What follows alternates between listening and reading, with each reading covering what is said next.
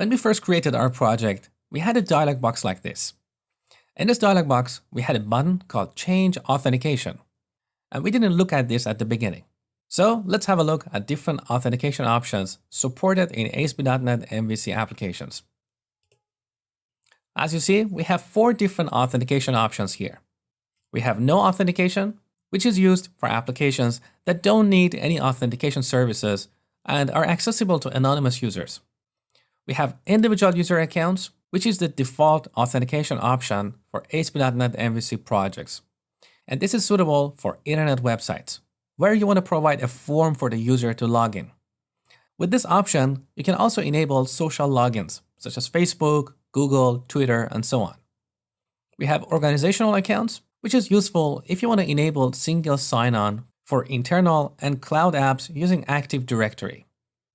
And finally, we have Windows authentication, which is useful for intranet applications.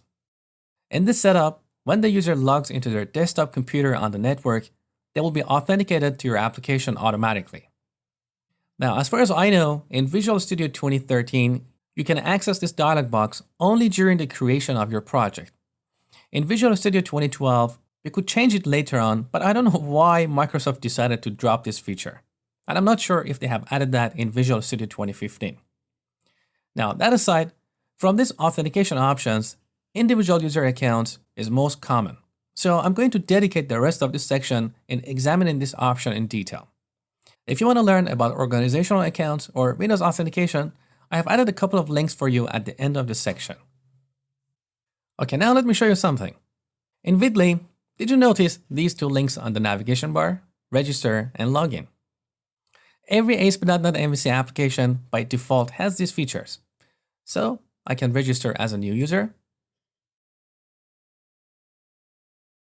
And look, as soon as I register, I'm automatically signed in. I can log off, and log in again.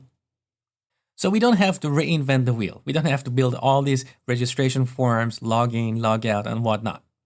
Now, throughout the rest of this section, I'm going to show you how all these features work internally and how you can customize them based on the needs of your application.